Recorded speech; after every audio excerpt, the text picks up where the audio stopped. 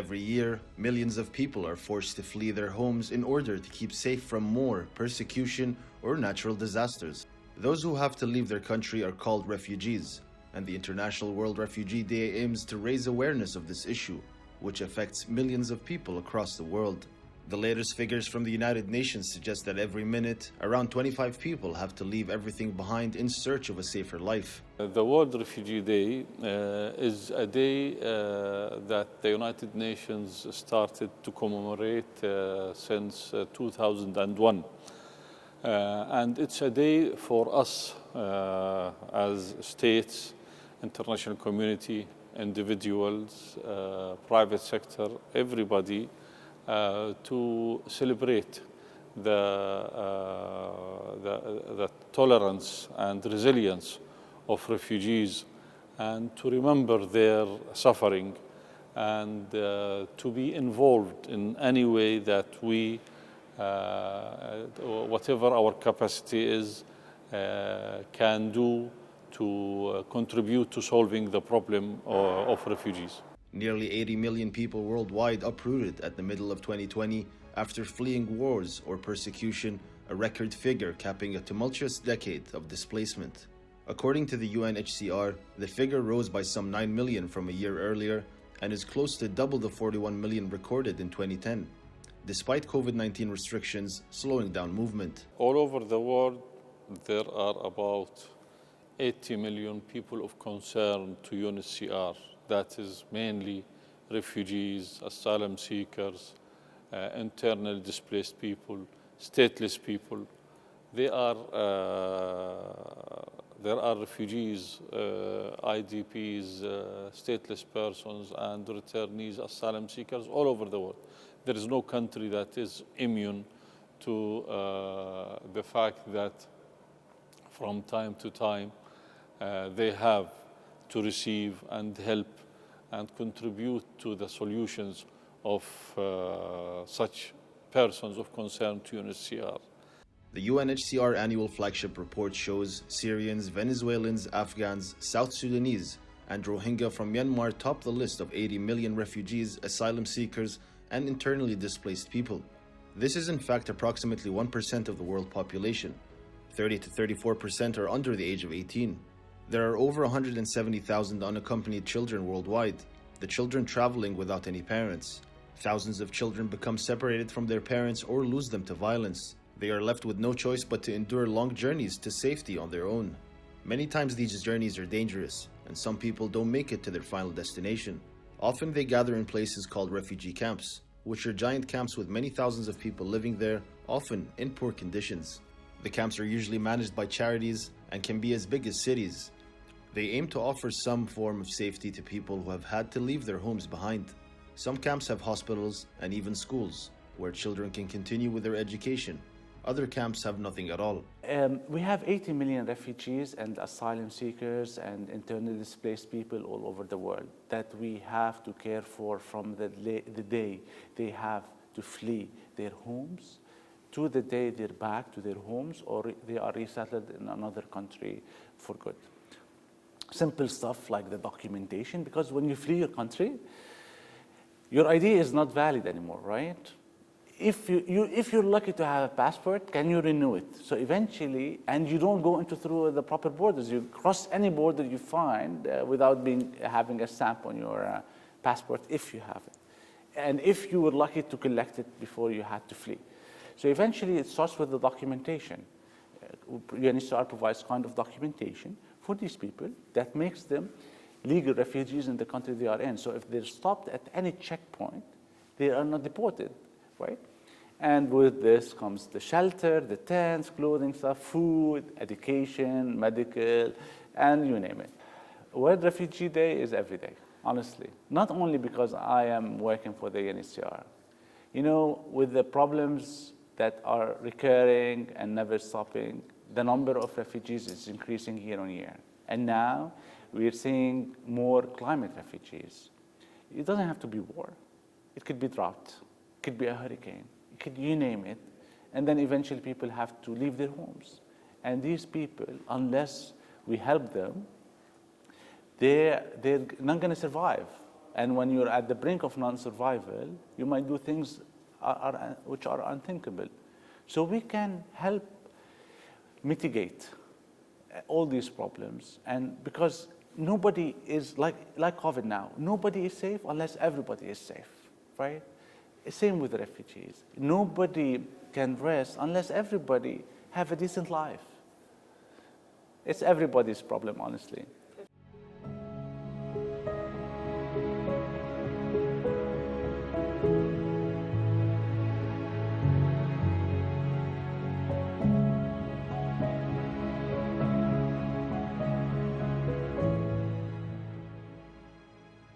In the last year alone, there have been 40.5 million people newly displaced. Although the issue of displacement affects all nations, data showed that it was poorer countries which hosted 85% of those forced from their home. Escalating violence and the long-running conflicts have fueled some of the world's fastest-growing displacement crises, such as those in Ethiopia, Syria, and Afghanistan, which continue to force large numbers of people to flee. Weather-related events, primarily storms and floods, were responsible for 98% of all disaster displacement. Intense cyclone seasons in the Americas, South Asia, and East Asia and the Pacific, and extended rainy seasons across the Middle East and Sub-Saharan Africa uprooted millions of people.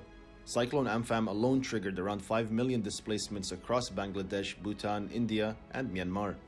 First, I would like to thank you for approaching us in this sad yet very important day in which we stand together in solidarity to honor the courage and perseverance of women, men, and children around the world who are forced to flee their homes under threats of conflict and violence.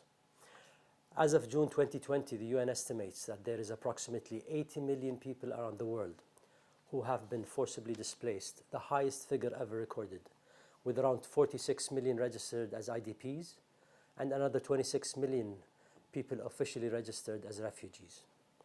Most sadly, the majority of them are within our region and very close to home, and I'm referring here to the protracted and catastrophic Syrian refugees crisis. World Refugee Day is an international day designated by the United Nations to honor refugees around the globe. It falls each year on June 20th and celebrates the strength and courage of people who have been forced to flee their home country to escape conflict or persecution. World Refugee Day is an occasion to build empathy and understanding for their plight and to recognize their resilience in rebuilding their lives. World Refugee Day shines a light on the rights, needs, and dreams of refugees, helping to mobilize political will and resources so refugees can not only survive but also thrive. While it is important to protect and improve the lives of refugees every single day, international days like World Refugee Day help to focus global attention on the plight of those fleeing conflict or persecution.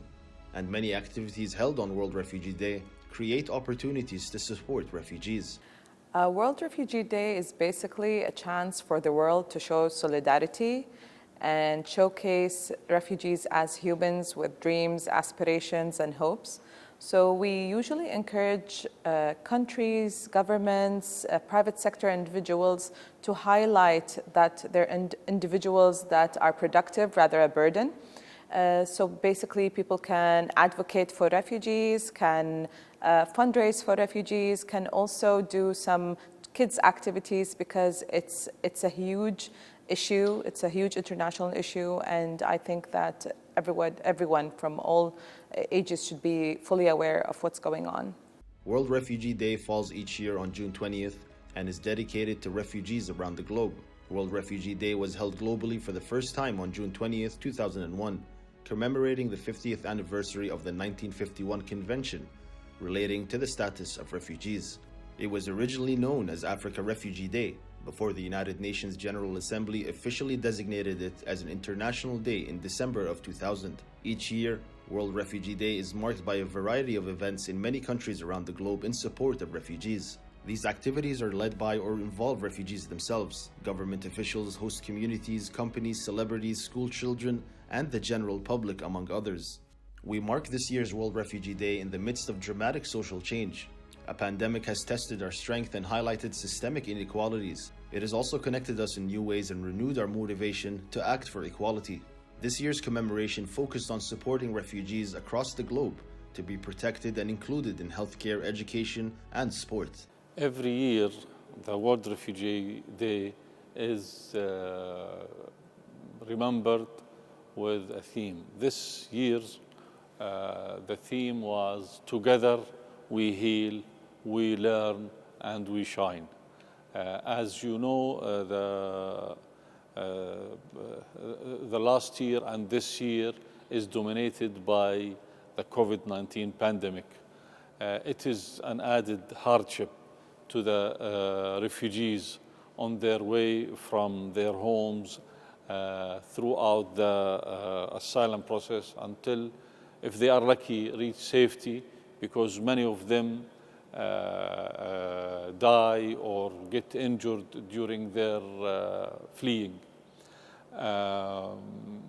Together We Heal is focusing on the health needs of refugees and having them the ability to access health care at affordable prices and at the necessary level that is needed to contribute to their health care.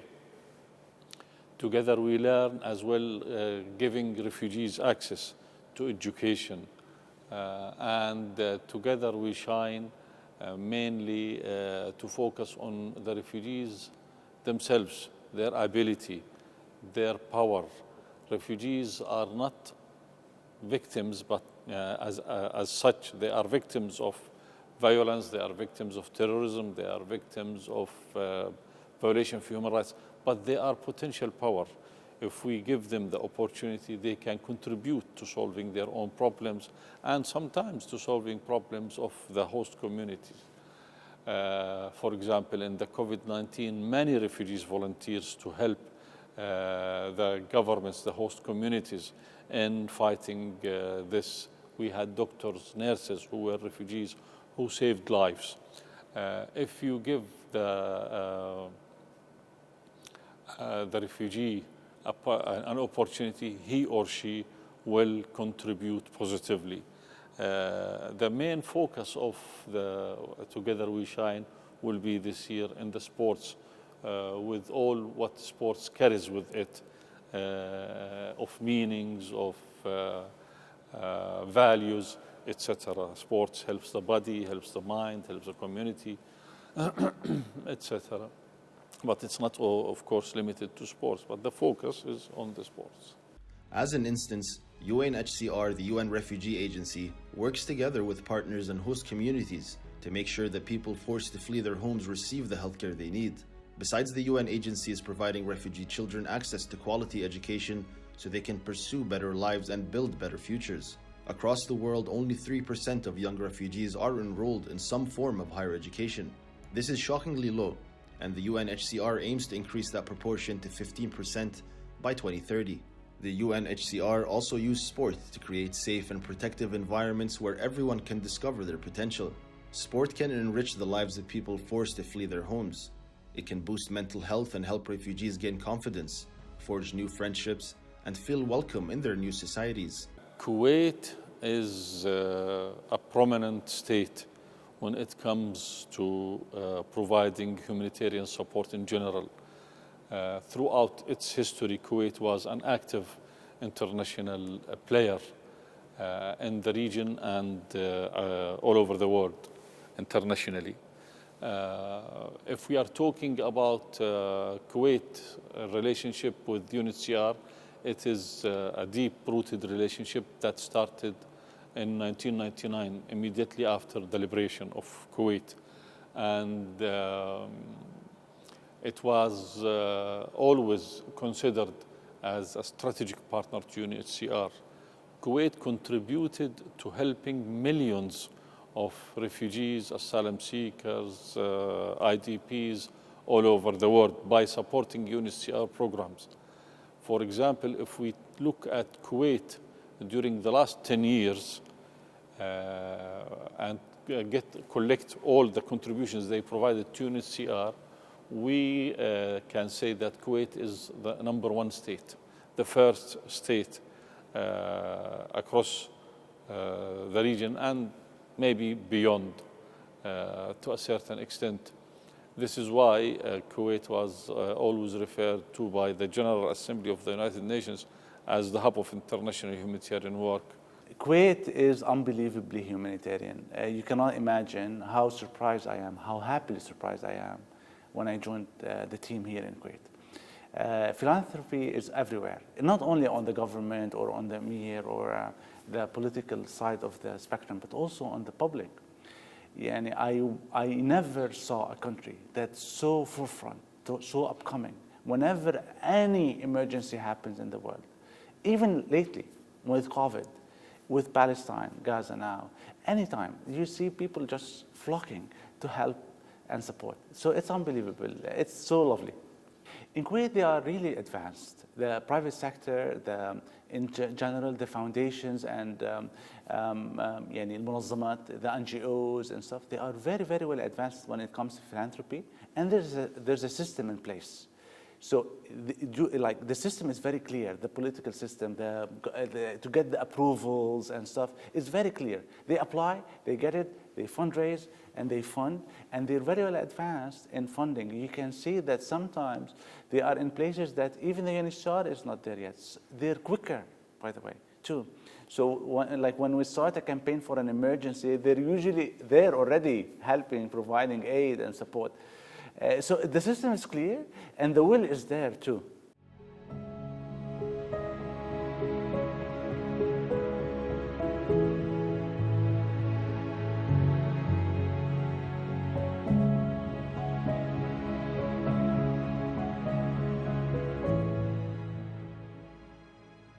The state of Kuwait is an important donor and a generous partner to the United Nations High Commissioner for Refugees, providing long-standing support to its operations within the Middle East.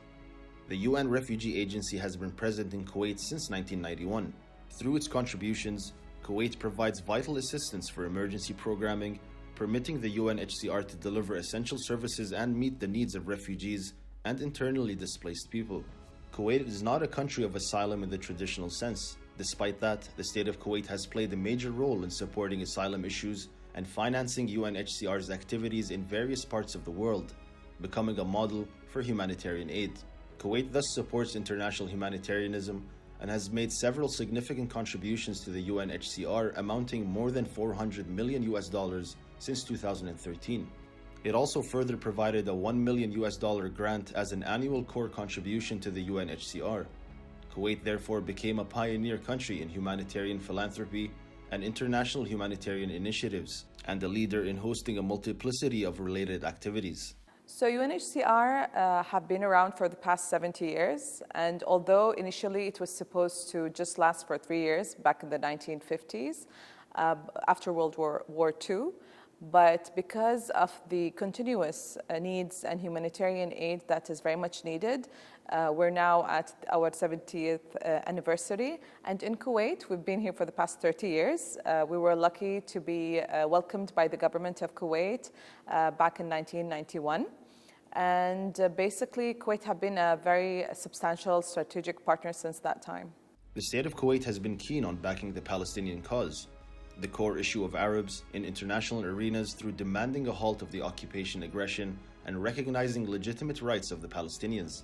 The government of Kuwait has contributed over $5 million to the United Nations Relief and Work Agency for Palestinian refugees in the Near East. This generous contribution to the agency funded its Syria operations and improved living conditions for over 500,000 Palestinian refugees in Syria, who continue to endure harsh conditions after many years of armed conflict. Kuwait has extended continuous support to the UNRWA over the years and has been strongly committed to the operations of the agency. Kuwait has long been an important and consistent donor to the agency, with contributions amassing a sum of over $135 million, including $65 million for the agency's operations in Syria. This support from the Kuwaiti government, as well as Kuwaiti-based organizations such as the International Islamic Charity Organization, the Kuwait Fund for Arab Economic Development, and the Kuwait Red Crescent Society. This enables the agency to continue to provide essential services to some 5.4 million Palestinian refugees across the Middle East. As of 2020, the UNRWA has partnered with Kuwait Red Crescent Society to protect food assistance and healthcare treatments for thousands of Palestinian refugees facing increased vulnerability due to the COVID-19 pandemic.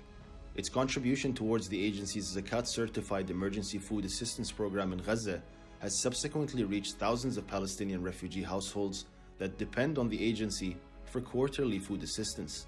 In addition, Kuwait's Red Crescent Society made a critical contribution to the agency's COVID-19 appeal to ensure the UNRWA's health department had the supplies necessary to continue providing life-saving care to Palestinian refugees throughout the COVID-19 pandemic. So since our establishment and opening our office in Kuwait have been nothing but a strategic partner. We have showcased the Kuwaiti support to humanitarian aid internationally without differentiating between gender, geographic location, religion, or anything else. So basically, there is an open door policy between Kuwait and UN agencies in general and UNHCR to be specific. And we had many field missions. We had fundraising campaigns that were the first of its kind. And we've been lucky enough to have been supported by Kuwait by contributions reaching around $500 million to support the Syrian situation, Yemen situation, and other situations around the world. We really hope that a political solution would be coming in soon. We are still looking for a light at the end of the tunnel, but because of the economic implications of COVID-19 and the political disruption that's happening around it, we don't see that much of a change in the refugee situation. Although, if you even compare it when it comes to numbers, back in 2016, the refugees and persons of concern, UNHCR persons of concern, were 60 million. Now we're at 90 million, and this is the highest number in history. Kuwait's continuous commitment to international humanitarian work and its strategic partnerships with international humanitarian organizations and the United Nations High Commissioner for Refugees is clearly represented by the Kuwait Fund for Arab Economic Development and its civil society. These institutions have worked towards maintaining respect for human rights and opportunities in creating a safe environment and a way of life. UNHCR was the first UN agency to sign an MOU, a Memorandum of Understanding, with Kuwait Fund for Arab Economic Development back in 2016. And we have since then been implementing two projects for Syrian refugees in northern Iraq. KFAD have shown a lot of support, a lot of understanding, and a lot of great contribution to helping refugees around the world, focusing on the Syrian refugees in northern Iraq. We have helped through the Kuwaiti government, along with Kuwait Fund for Arab Economic Development, more than 7 million Syrian refugees around the world. And this is something that we are very thankful for, and it's a very strategic partnership that we are proud of.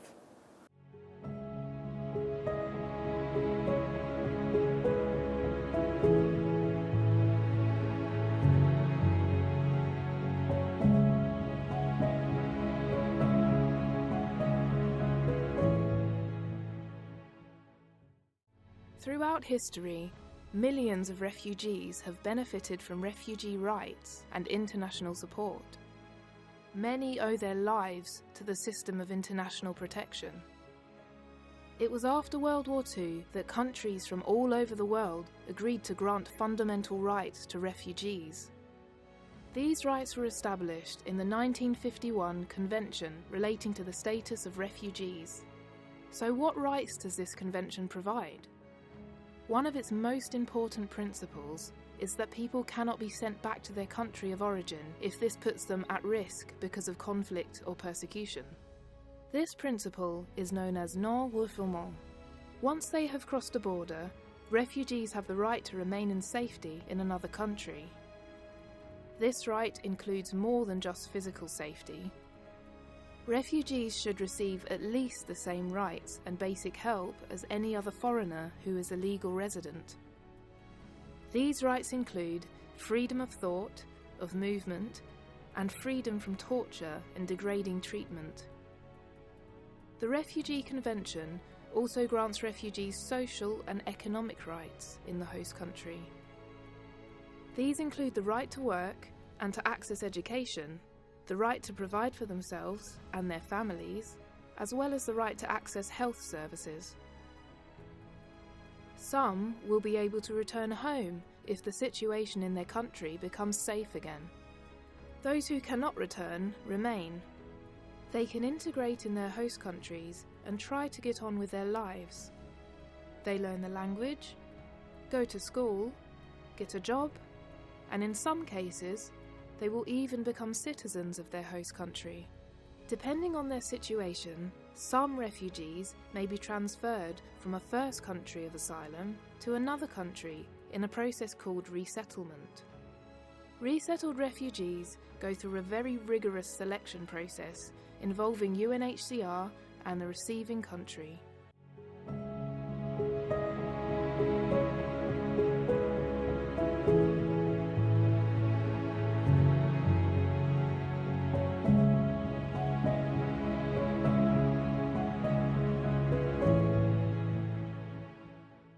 Especially with the contributions and development support provided by the Kuwait Development Fund around the world. It is worth mentioning that the Kuwait Fund has financed more than 990 projects that benefited 107 countries worldwide since 1961. And the value of loans extended to these nations amount to some 6.5 billion Kuwaiti dinars, equaling 22 billion US dollars. Since the Syrian civil war officially began in 2011, and now in its 11th year, the Syrian refugees crisis remains the world's largest refugees and displacement crisis in our time. Families have suffered under brutal conflict that has killed hundreds of thousands of people, torn the nation apart, and set back the standards of living by decades. About 6.6 million Syrians are refugees, and another 6.2 million people are displaced within Syria. And regrettably, about half of the people affected by this crisis are children. All of them are in dire need of crucial humanitarian assistance. The majority of Syrian refugees are currently living in dreadful conditions, 80% of them living below the poverty line. Within this crisis, I am indeed very proud to report that the State of Kuwait, represented by the Ministry of Foreign Affairs and the Kuwait Fund for Arab Economic Development, has been in the forefront of international aid efforts, providing steadfast political and financial support to this cause in a consistent and reliable manner since the early days of the conflict. Moreover, and on the civil front, the generous and compassionate people of Kuwait, through private philanthropies and civil society organizations, have also provided and continue providing much needed humanitarian aid and financial support to our brothers and sisters in Syria and beyond. Kuwait's official developmental assistance increased over time, including times of major crises. Kuwait has also hosted 3 consecutive conferences to raise funds in humanitarian support for Syria following its outbreak of war and chaos. Since the beginning of this crisis, when Kuwait Fund was tasked with providing such support, our management has made a deliberate commitment to focus our interventions in a methodical and pragmatic manner. And in doing so, we have been relying heavily on the needs assessment reports conducted by relevant UN bodies and other specialized agencies operating in the field. We have also been providing our support under a 3-pronged approach, one being direct and immediate support addressing the dire humanitarian needs within the confines of refugee camps in Jordan, Turkey, and Iraq. And within these interventions, Kuwait Fund, in close collaboration with specialized UN agencies, has provided essential social services in these camps, including the provision of water supply and sanitation facilities, provisions for solid waste management, health and education facilities, solar street illumination, and other crucial social infrastructure. On the political front, the State of Kuwait has hosted the first 3 international donor conferences in support of the Syrian humanitarian crisis in the region. The first conference, hosted by Kuwait, that was held in 2013, successfully rallied $4.4 billion from the international community, with Kuwait pledging to provide $300 million for that cause. The second conference, also hosted by Kuwait, that was held in 2014, was able to gather an additional $2.4 billion from the international community with 500 million US dollars committed by the state of Kuwait in 2015, with Kuwait again committing another 500 million US dollars during that conference. The following international conferences also saw other generous pledges by the state of Kuwait amounting to approximately 300 million US dollars. The Kuwait Fund has further contributed $4 million to UNICEF's COVID-19 response in Syria in support of Syrian children and families. Kuwait's contributions provide the most disadvantaged and poverty-stricken children and families with continued access to essential health and nutrition, protection, education, and water and hygiene services, in addition to life-saving information on prevention and protection from COVID-19. Our other approach, which accounts for the majority of our interventions in terms of volume, was dedicated towards improving accessibility and availability of vital social and economic infrastructure within the host communities with high concentration of Syrian refugees in the surrounding countries, namely Jordan, Lebanon, Turkey, Iraq, and Egypt. Since 2015, Kuwait has provided a total of $20 million in funding for UNICEF's support to children in Syria as part of a wider response of the state of Kuwait to the Syrian crisis. This contribution by the Kuwait Fund will aid the overall UNICEF Syria COVID-19 multi-sectoral response plan, aiming to reach over 13 million people with awareness raising, including hygiene promotion, and over 6 million people with infectious prevention measures such as the distribution of hygiene items and personal protective equipment, as well as the installation of hand-washing facilities. Our third and final approach in addressing this crisis falls within our operational partnerships with a multitude of UN agencies, which we are constantly collaborating with in delivering targeted support to these refugees and their host communities, each within their comparative advantage. To name a few, Kuwait Fund has been working closely with UNHCR, with the UNICEF, the WHO, and others on a number of projects, including improving the living conditions of Syrian refugees in Syria, the distribution of measles vaccines to the children of Syrian refugees, and support to the preparedness and response plan to COVID-19 in Syria. Conclusively, the role of the charitable civil associations and foundations in the state of Kuwait are considered greatly complementary to what the state does at the official level. This desired role is highly regarded in light of its continued provision of assistance to all those in need anywhere in the world without discrimination and regardless of religion, ethnicity, or nationality.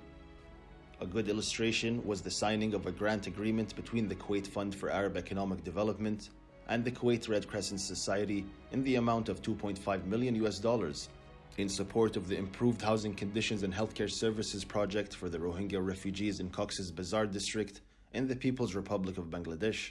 With that said, the consistent support provided by the state of Kuwait does not stop here, but indeed extends to other unfortunate incidents of forced displacement around the world.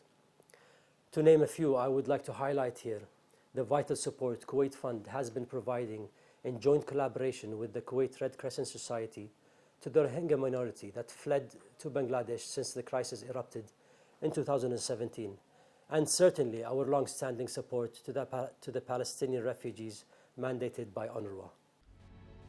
The state of Kuwait is keen on the government and private levels to provide development and humanitarian aid to numerous world countries for the purpose of assisting them to fulfill their development goals.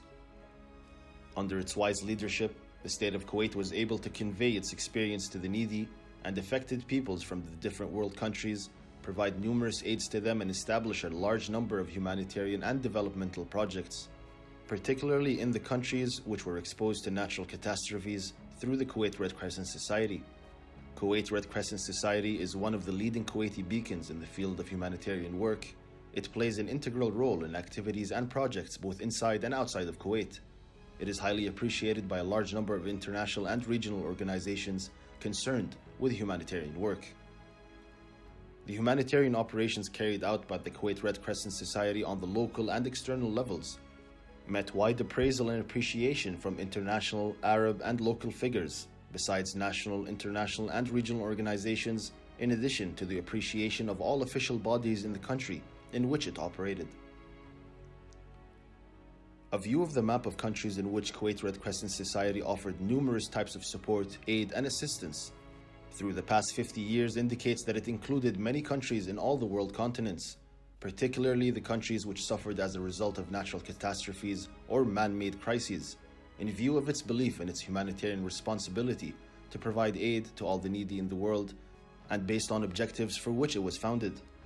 Right after the recent brutal occupation aggression on Gaza Strip, Kuwait Red Crescent Society sent an urgent aid to the UNRWA by handing out food baskets, medicines, medical supplies, and donating 2 ambulances to the Palestinian Red Crescent. The Kuwaiti government, with Kuwait charity associations, also launched an urgent relief campaign to support the Palestinian people to raise $100 million. It seeks to raise $100 million to rebuild Gaza within the framework of humanitarian work pursued by the Kuwait Red Crescent Society in providing relief to afflicted peoples in various countries around the world.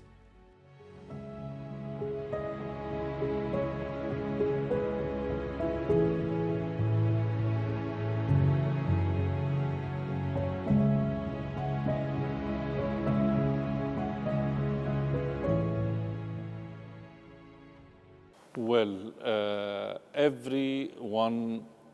every institution, every government matters. Every act matters. There is no act, no person who is not important in trying to contribute to the solving of the problems of refugees all over the world. Every act, whatever, there is no small act. It is always useful to do something to. Some people help by donations. Every penny counts. Some people contribute by hosting refugees. Some people contribute by giving them opportunities in a school, in a clinic, giving them a job if there is. If we are talking, for example, about employer. When it comes to the states, the governments, they contribute their main duty, their main responsibility as per the international law is to provide protection in its widest and largest meaning, that is enabling them to have access to their basic human rights as per the international instruments. Since the ongoing global pandemic of coronavirus disease, it still poses one of the largest and most complex global challenges, which requires the international community to cooperate to ensure equitable access to COVID-19 vaccinations, including for refugees and other forcibly displaced people. The UNHCR is encouraged by the fact that 153 states have adopted vaccination strategies that include refugees. Yet, in many parts of the world, actual immunization remains a challenge, largely due to the unequal availability of vaccines and the capacity of health systems.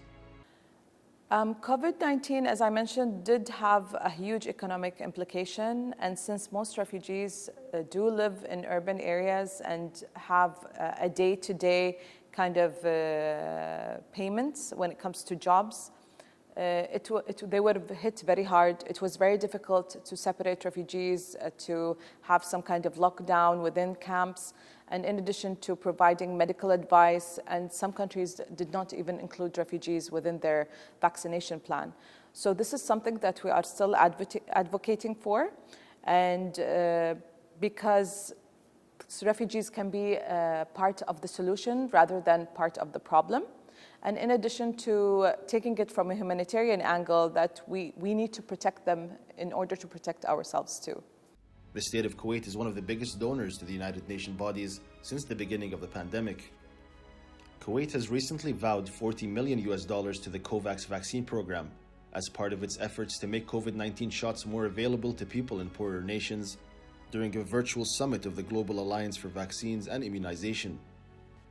It bears mentioning that the total aid of Kuwait to support global efforts to address the pandemic, counting the support for the initiative of COVAX and Gavi, has hit a sum of $287.4 million to improve and reinforce global health security. To date, some 20 countries are known to have begun inoculating refugees on an equal footing to citizens. Recent examples include Serbia and Nepal, which came on the heels of other states such as Rwanda and Jordan. Such risks range from consequences for the overall public health situation to limited access to services or curtailed freedom of movement.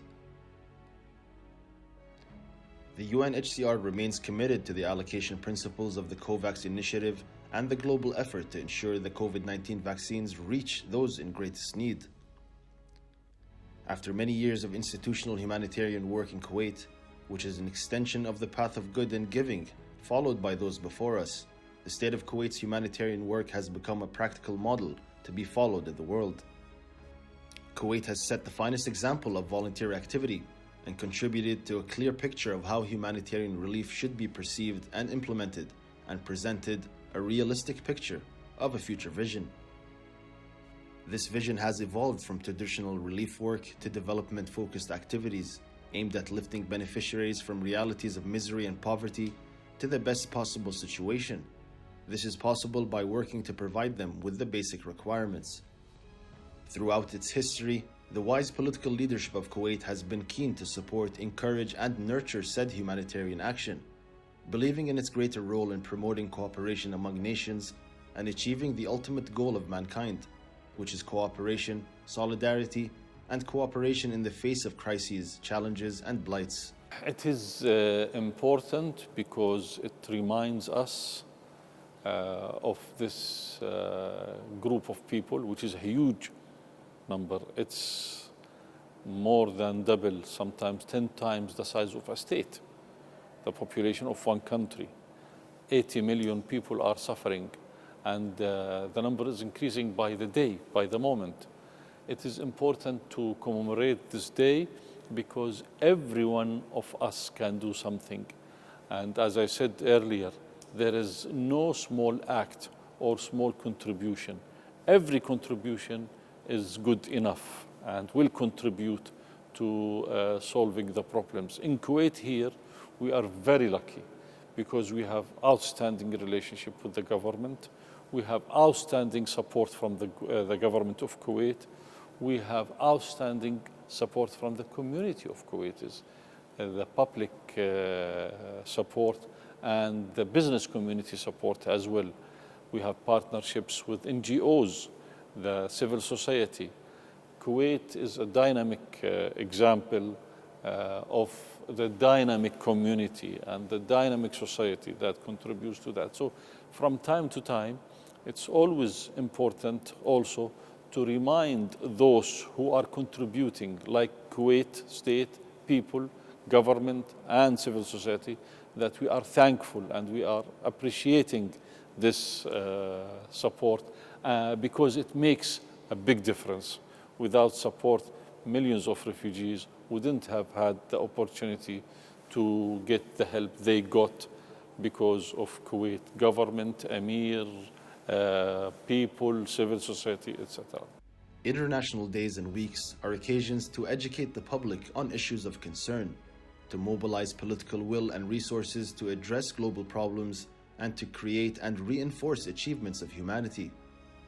The existence of international days predates the establishment of the United Nations, but the UN has embraced them as a powerful advocacy tool. For refugees, I say that you are strong, that you are the attention of international community, that you are the responsibility of the international community, states, civil society, that we know how much are your needs, and we know that the resources are much lower than what you need.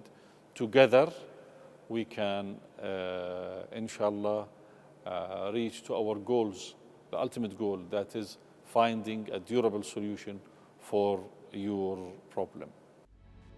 And this year, 2021, it has been exactly 70 years since the United Nations High Commissioner for Refugees was founded to escort refugees home after World War II. Times have changed by now, but the mission did not. Today, unfortunately, the work is more needed than ever, with more than 80 million people forced to flee their homes, with 17,000 employees in 135 countries around the world to save lives, defend rights, and to build a better future.